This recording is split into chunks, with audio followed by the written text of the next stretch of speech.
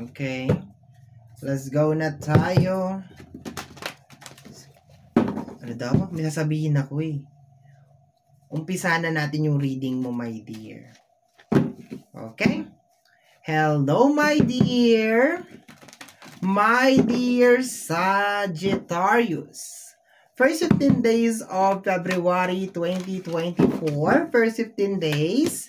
This is from February 1 hanggang February 15, 2024 general reading. Okay? Ulitin ko mga my dear Sagittarius, ang gagawin po natin ngayon ay general reading. So, hindi po ito 100% na mag-resonate para sa ating lahat. So, please, lower your expectation pagdating po sa mga general reading.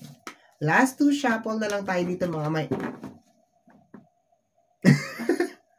Last two shuffle na lang tayo dito mga my dear. Last two shuffle. Tapos cut na natin into 3. 4 na set of cards ang gagamitin natin my dear.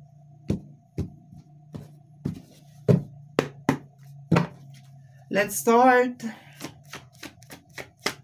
3 cards tayo dito.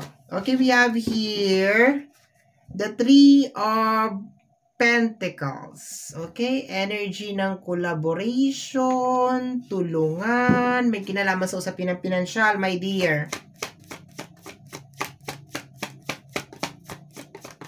Okay.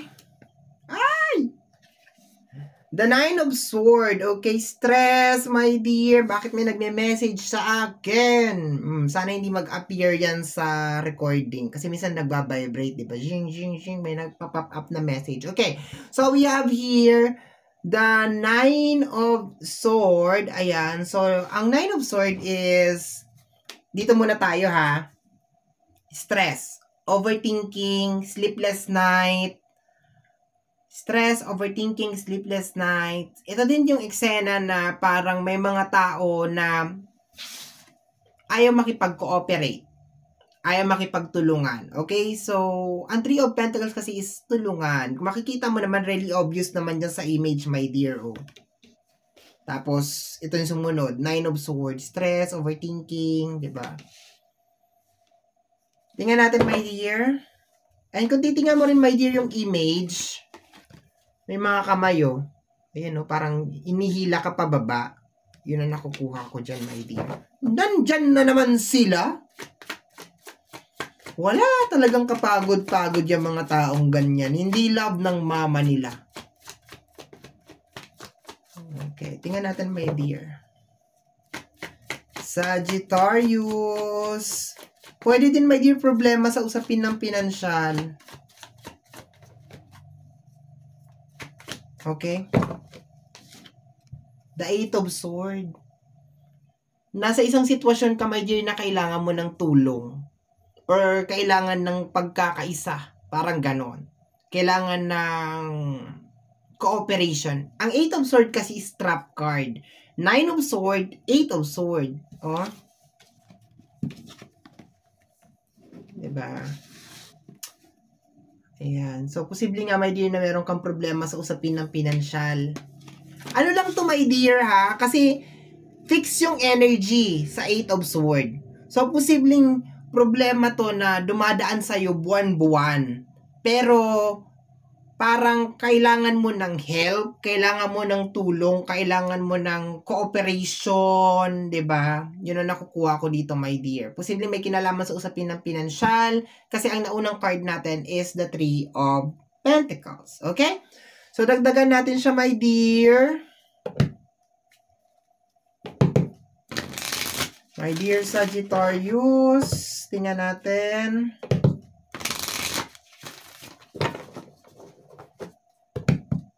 In short, parang namumblema. Okay, basta, alam niyo na yun.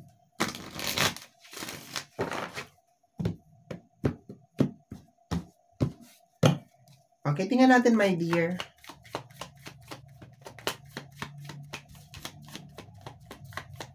My dear Sagittarius.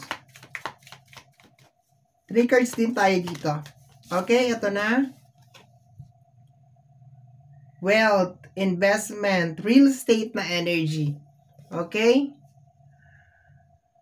Posibleng pambayad ng bahay, pambayad ng renta, pambayad sa lupa, pwede din negosyo, may mga kinakailangan kang gawin. More on tahanan, my dear, yung problema. Posibleng pambayad ng renta, pambayad sa lupa, posibleng personal use sa bahay, mga pangangailangan, yun na nakukuha ko dito. Posible din, my dear, na nasa loob din ng relationship kasi kung makikita mo yung image, meron dyan boy and girl. So, posible.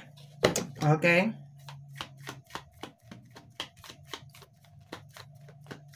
Posible din na mga renovation, okay? Walang tulungan sa loob ng bahay. Ikaw lagi ang taya. Ikaw lagi ang nag-iisip kung paano masusolusyonan itong problema na ito. Okay, my dear? Okay? Homeless na energy. Poor. Okay? Hindi naman as in literal na wala kang bahay. Pero pag hindi ka nakabayad ng renta, posible ka maging homeless. Okay. Ano to, my dear? Tight budget. Okay? Tight budget. I think, kasi nasa energy siya ng Nine of Swords. Magkasama sila na Nine of Swords. I think kaya siya nagiging ganito, my dear, is because walang tulungan. Kumbaga, shoulder mo lahat, ikaw lahat. Covered mo lahat, ikaw lahat. Kaya yung pressure nasa'yo. Parang ganun na nakukuha ko dito, my dear. Kumbaga, buwan-buwan na lang to ganito.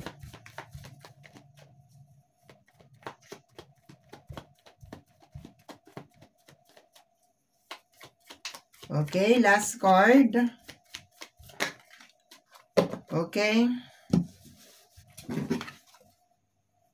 Sweet dreams. Ay! Sabi dito sa sweet dreams, energy ng lazy. Tamad ka? At siguro yung iba, okay? And perseverance. Okay? Kaya ako nasabi. Kasi ang perseverance kasi is more on pagpupursige na maayos yung isang bagay. Itong sweet dreams kasi, kung makikita mo rin dyan sa pinakababa, baka sabihin mo na naman, ginawa-gawa ko na naman yung pagiging lazy. Lazy or ayan o. Ayan, nasa baba, nasa gilid, ayan o. Lazy, huwag niyo pansinin yung kuko dahil nagbabakbak. Lazy day, ayan o, lazy day, okay? So, I think, my dear, maliban sa energy ng tulungan, parang kulang ka ng push para ma-overcome yung isang problema. My dear, parang kulang ka ng push.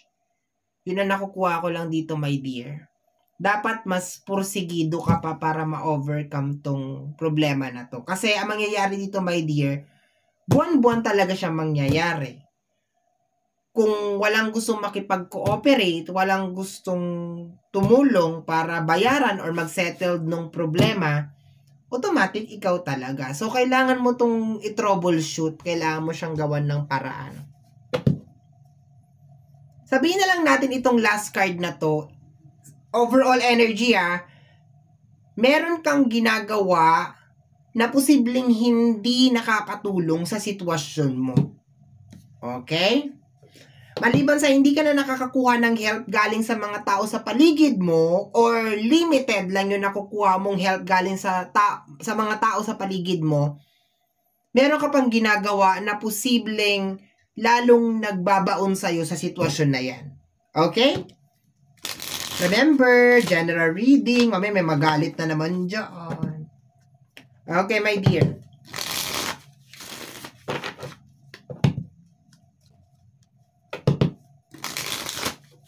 Posible yung lazy. Hindi ka naman tamad eh.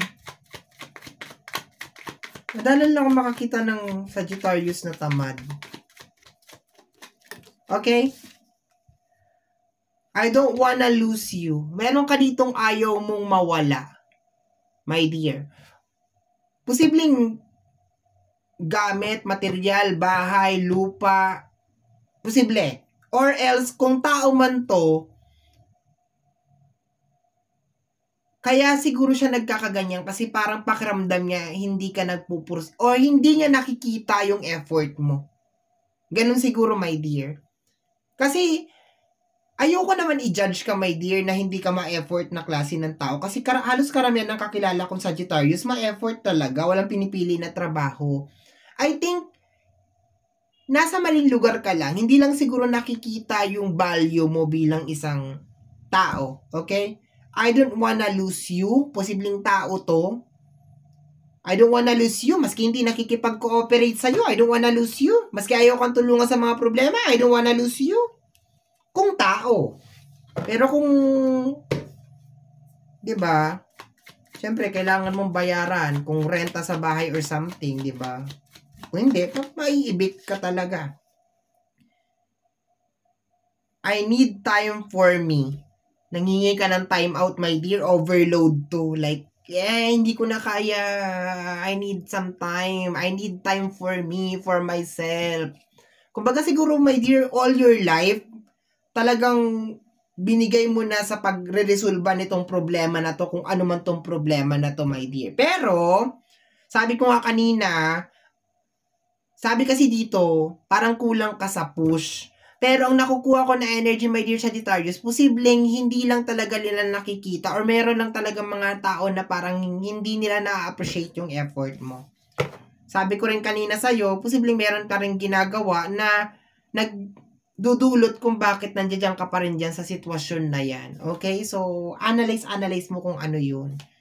Kasi hinahagupit ka na naman, my dear, ng problema. I want to get drunk. Ay, sige. Sa tingin mo, pag naglasing ka, mariresolve ba ang problema mo? I want to get drunk.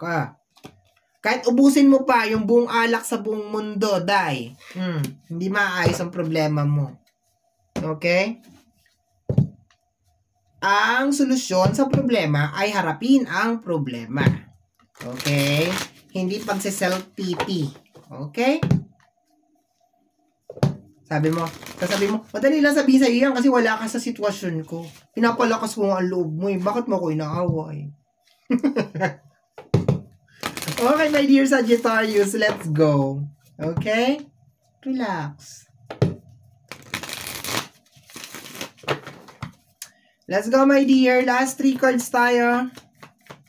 Sagittarius. Okay. The Ten of Swords. Meron dito King of Cups. Okay. Ten of Swords. Pagod, my dear. Okay. Kinumpleto mo. 8. Meron ka ditong 8 of Swords, 9 of Swords, 10 of Swords. Kinumpleto mo siya, my dear. 8 of Swords, 9 of Swords, 10 of Swords. Pagod ka talaga, my dear. Ayaw mo na. Okay? King of Cups. Waiting card kasi to eh. So, 10 of Swords, pagod ka nang hintayin. Napapagod ka nang hintayin. Okay? Parang gano'n. Napapagod ka, my dear, in short. Parang gusto mo ng time out, parang gusto mo ng bakasyon, parang gusto mo wala mo ng problema for first 15 days of February. Wala mo nang papasok na problema. Gusto mo maglagay ng close sign.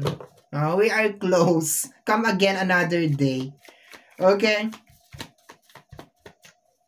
Gusto mo mag-vacation, magpamasahe, or something like that. Kaso, paano natin gagawin yun, my dear Sagittarius, kung nandun ka pa rin sa sitwasyon na yun? We have here the 7 of Cups. Okay, ang dami mong gustong mangyari, my dear 7, first 15 days of February. Makakadagdag din to, my dear, kasi maliban sa meron ka ng kailangan ayusin talaga na problema, ang dami pa bang gustong mangyari. So, overloaded ka. Kaya mapapagod ka. Remember, my dear, pag hindi pa napapanahon, huwag pwersahin. Kung ano yung nasa harapan ng problema, yun ang solusyonan. Huwag mong i-pressure yung sarili mo na, ay, wala pang ganito, wala pang ganyan. Ibig sabihin, hindi pa napapanahon, my dear. Kasi 7 of Cups to, ang dami mong gusto mangyari. 7 of Cups, ang dami mong gusto mangyari. Posible din, my dear, na medyo ma-blinded din, medyo hindi mo rin makita kung ano yung mga bagay na kailangan mo sa gusto mo. Parang ganon, medyo bahala ka na. Okay? Hirapan ako magpaliwanag. Okay, so, my dear, yan ang reading mo para sa yung first 15 days of February 2024. Somehow, my dear, kung nagustuhan mo to, especially kung napadaan ka lang, don't forget to subscribe. Pakiclick lamang po ang ating notification bell para ma-update ka sa aking mga upload. And free to like, free to share, free to comment sa lahat ng ating mga videos. Once again, my name is RJ, also known as Apo J. Maraming salamat po, and until next time. Bye-bye! Thank you, my dear. Maraming salamat po.